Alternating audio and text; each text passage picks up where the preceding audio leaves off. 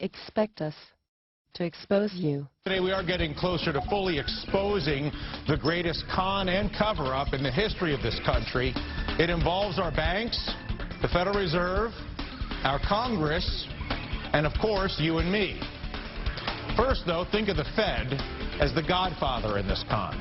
The role of the godfather played by former Fed Chief Alan Greenspan, denying that he ever knew what he helped perpetrate, because Greenspan was working for all of the banks against you. The bankers, of course, the unrepentant con men being supported by the Federal Reserve. You picked him clean. So good getting that money for free, getting away with it. Here's how the con went down. The bankers were operating under an implicit guarantee from the godfather, the Federal Reserve, in the form of guaranteed low interest rates, guaranteed cheap money exclusively for the con men. Then Chairman Greenspan, the godfather, would agree to hold those rates, let's say 2% for as far as the eye could see. The banks, or bankers, the con men, would borrow that money from the Federal Reserve, let's say 2%, and then turn around and lend it back to you at, let's say, 6%. That encouraged the patsies, you and me, and here exactly is where the con comes in. As you and I both know, the banks had no money. They were getting it from the Federal Reserve, which is us. It's funny money. They had no capital to back up their lending. But that did not matter, because they also had no risk in the lending. If the lending paid off, they win.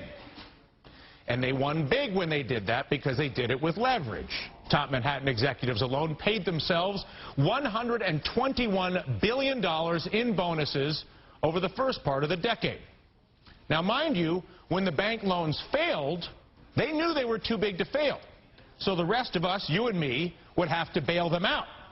The ignorant electorate, if you will, the patsies, who had no idea, and really still don't, understand how badly they are being conned by our government and our banks.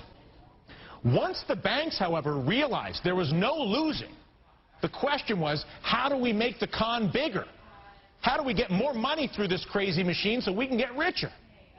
The question, or the answer, I should say, is simple.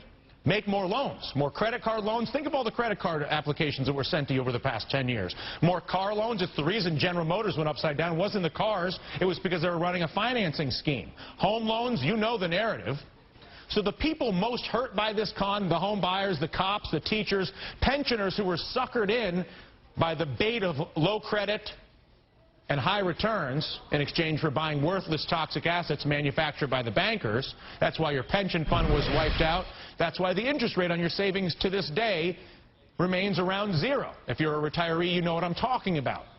It's also why you're now drowning in a mortgage on a house that's worth far less than you owe, because the bankers were happy to lend you money they did not have to drive up the price of that house, because they knew the more loans the better, but no downside for them. So what's next? Higher taxes for us, higher interest rates for us to pay for the bailouts, while our government that was theoretically elected by us refuses to recover the stolen money by the con men or fix the system that allows them to continue to perpetrate the con against you and me. The current financial reform legislation proposed by our government would give the godfather, the Federal Reserve in this case, even more power to regulate the game. The con men, represented by the Wall Street bankers, of course, giving our Congress a cut of the action, $344 million so far lobbying against the bill, second only to health care. And we saw how well it worked out for special interest on health care. Home run. They got a guaranteed customer base with no reform. I'm sure the bankers will do pretty well as well. All this, of course, while assuring our lawmakers, many of whom do not even understand how the con works in the first place, that the financial crisis has been fixed, of course, with an infinite supply of your money. After all, just check out stocks over the past year. We are back over 10,000 on the Dow, thanks to that blank check from the Federal Reserve. So now, as we finally head towards Congress debating financial reform in our country, the question must be asked, does it make sense for our government to give more power to a Federal Reserve and banker con men who unrepentantly caused this crisis and make money at your expense on the pension side and on the credit side? That's the current plan. Give them more power. Anonymous News. As the world turns, what's new has our full attention. Courage is contagious. Join us to post what mainstream media will not. The truth. If you don't want this read to you, click links below. Thanks. Bankers jumping ship as corrupt banking at the highest levels exposed. 19th February 2012. I am going to go over this piece that will leave one with a greater understanding of why so many CEOs of banks or financial institutions are resigning by the droves. This is but one story of who knows how many that are or have gone on out there either in the past or currently. Most importantly, we have to ask, where is all the money going? This will not be a short piece, but I assure you I will make it fun and very easy to understand. It is a true labyrinth in the creation of monetary instruments and shenanigans that the elite go through to make it and use it. While you may not think this is important or that you can do anything about it, understand that just us understanding what they are doing exposes the corruption, and that alone will cause the end game. So without further ado, I will start. I would like you all to watch this 11-minute video in description below. It is a man in Parliament in London bringing the scheme to the attention of the Chamber and asking for a delegation to be set up to look into it. It appears that 15 trillion is in a void of non-compliance, and England or two of its banks are on the hook for it. He is genuinely concerned. He is the whistleblower, if you will. Here is the piece, but please watch the Chamber fill until it starts, about 2 minutes, and then fast forward the thing to 17:20 where Lord Blackheath speaks, and notice the attendance then, and listen then for the next 11 minutes. This is important, but I will talk about attendance later. I am going to ask you to read the transcript of this after you watch it. If you have the ability of 2 screens, you can watch and read the transcript below at the same time. Link, full document to this link below. I would like you to take the time to read the transcript now of that same speech verbatim. There's not trickery here, but the more you digest the facts, the more it will come together. When you are done reading this, I will then go over it with my edits or notes, and it will all come home. Blackheath has laid out a full report on his investigations and is asking Parliament to step in and set up a committee to look into this. Hardly anyone from Parliament stayed to listen to him. Wonder why? Riady says he was scammed and did not take 500 million for his 15 trillion in Treasury notes. Who would? The Federal Reserve has 15 trillion to loan on books from the Riady transfer, so it is a loan to Barclays Bank of London and the Royal Bank of Scotland of London. Blackheath does some unearthing and produces original copies of documents supporting his claims of this money transfer.